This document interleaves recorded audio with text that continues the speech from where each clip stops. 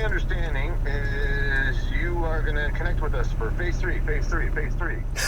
Phase 3? Hang on. Yes, we are definitely going to hook up with you. Are you at Savvy right now?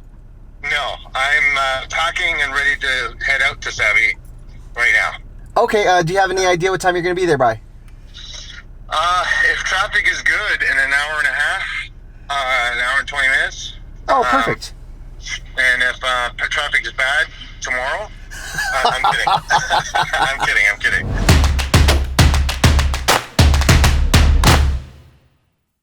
Well, that works out. We were just on our way over to Savvy, and I just got this call from Tony Carvalho, who's letting me know that their Jeep isn't even there yet. So we're going to go grab some breakfast and kill a little bit of time.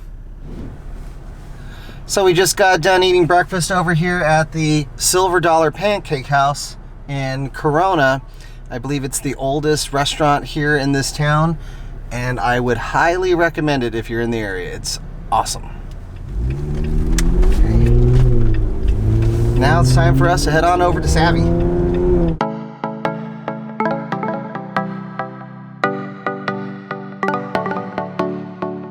I see a couple Jeeps, but I'm not sure.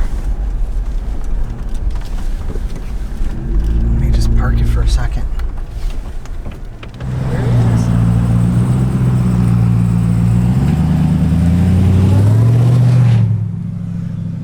Sounds awesome.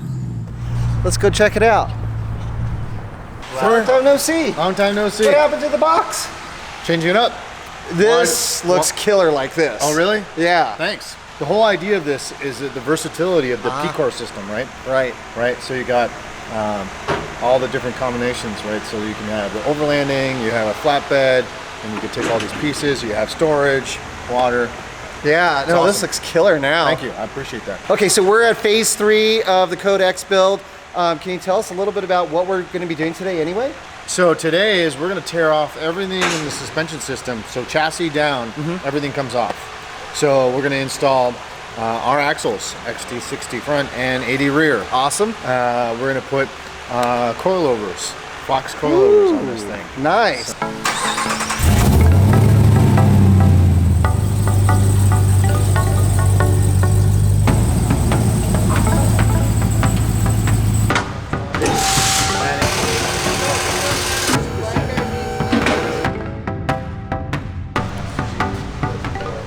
Thinking long arm or? Yeah. Well, yeah, we were going to do long arm, but that was minus the fact that everything goes in here. Right. It might fit, I don't know. But I think we're going to be okay. Who needs exhaust? Just dump it right out of the side. No, I think we're going to be okay. It's going to, we just got to trim off, we just got to trim off that cat a little bit. Yeah, it's close. Yeah. I moved that line. Right. We're gonna make it. Yeah.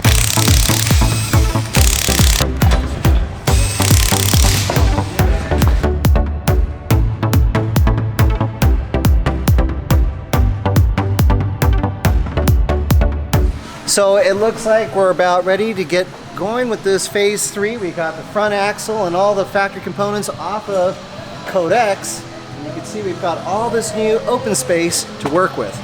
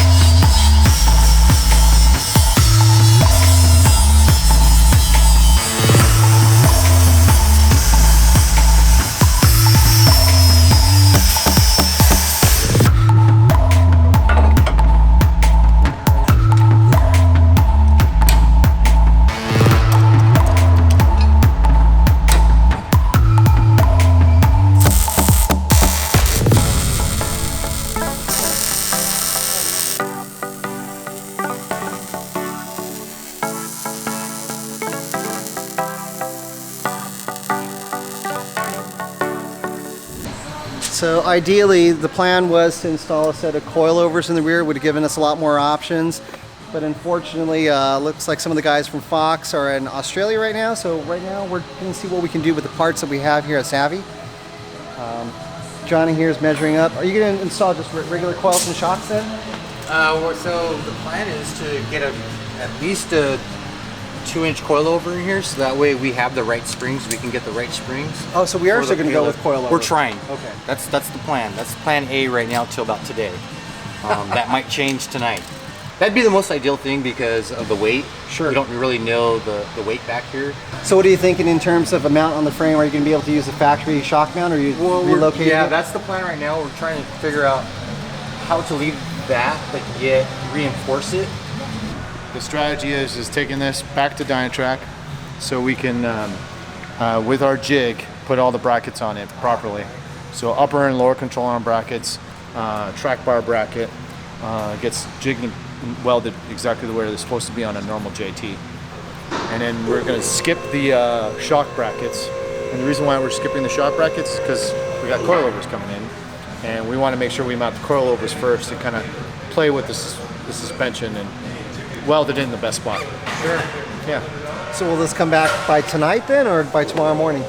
I'm going to call right now and say I'm coming, need this done, see what happens. A lot of axle right here. A lot to do in a very short amount of time.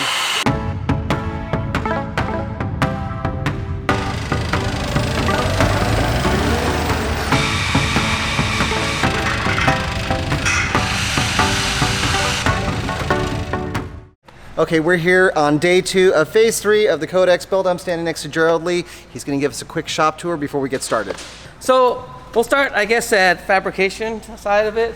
This is our corner for fabrication. You know, the benders, lathes, mills, drill presses, bandsaws, sanders, benders, all that goodies. That's that area right there. And you guys haven't always been at this location. No, we just got here. We just moved in, so finally got to get some space. Our other facility was only 6,000 square feet. Oh, so, my. Yeah, it was tiny. So this is 24,000 square feet, so it's a little bigger. A little improvement. Yeah, a little improvement. The main lifts and racks are to my left here. This is where most of the work gets done. The next are pretty much all of our projects. Well, all of my projects. Your toys. Yeah.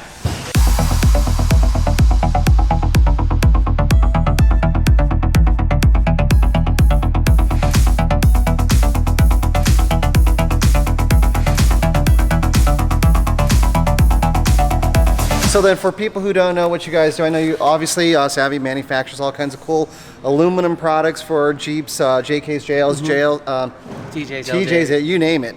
So, but you guys also service customers, or how does that work? It's a very select customer base that Like we VIP customers? Well, or? customers that if they're going to do the whole Savvy deal, we'll do it. Got it. You know, we're not going to come in and fix somebody's transmission or anything like that. Where, you know, it's just going to be a total custom aftermarket solution. And then the racks are all inventory and cool stuff. So I'll walk Sure. down. This is where Savvy does all the packaging and boxing of all their products. That's about the name of the shop.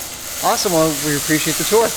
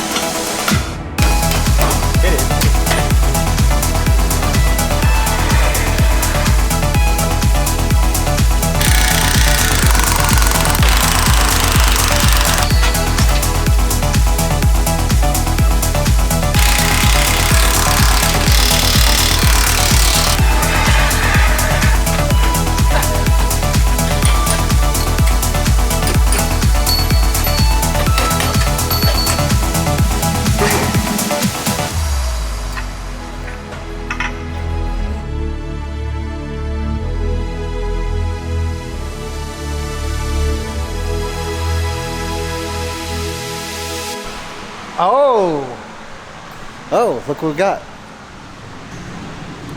got ourselves a ProRock 80 with all the brackets on it. Nice. Man, look at those beautiful welds. Stack of dimes.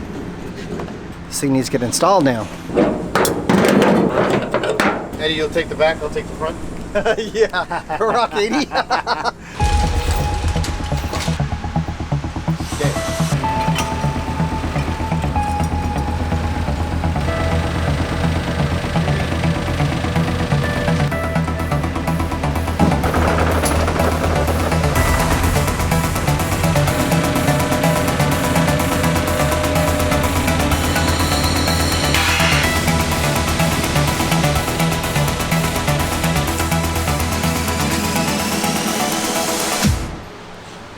I got the new shocks.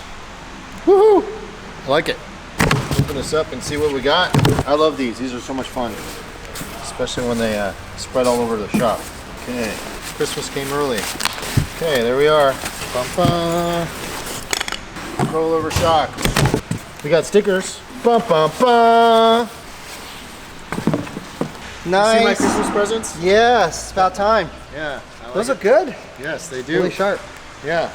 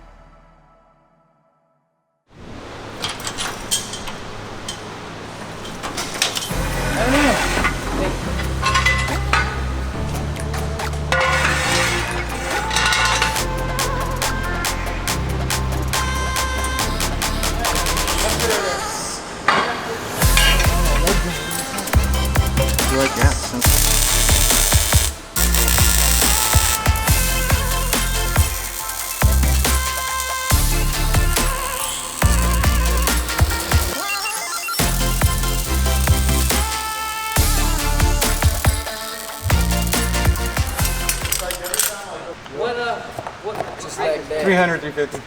300, 350? Is that all you got? That's all I got. I got till 6 o'clock and they can deliver me some more shit.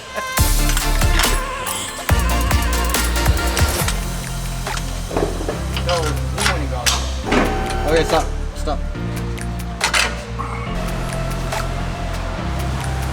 Yeah. Yeah, that ain't gonna work. Oh, we're off.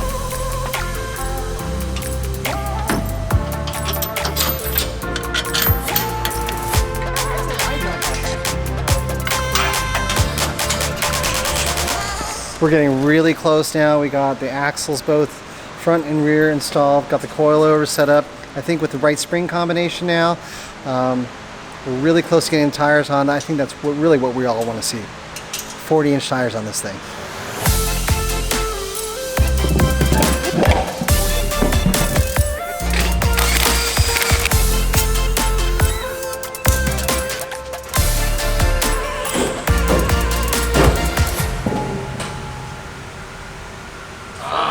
Now it's looking good. And looking really good. I think they got it. It looks really good now. Once they put some nitrogen in the coilovers, gave it a lot more preload, about 3 inches of preload. Now it's starting to look like a good-looking truck with the 40-inch tires. Wow.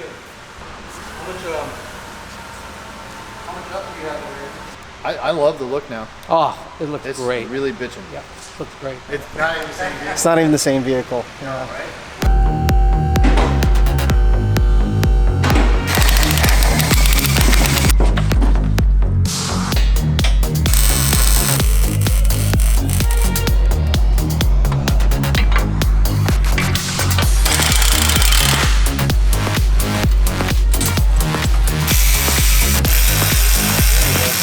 So Tony just got back not too long ago, brought in some drive shafts from JE Reel. Looks like we're going to be running a 1350 up front, and of course because we've got the ProRock 80 in the rear, this is going to be a 1410 U-joint in the rear with 1350s at the transfer case.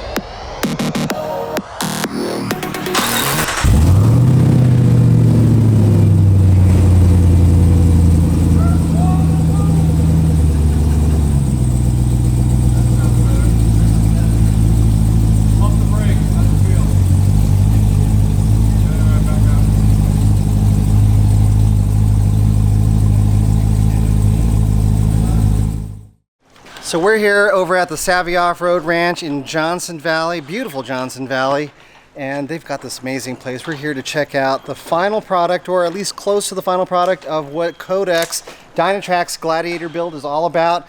And Jim McGee, my good friend Jim, is going to tell us a little bit about it.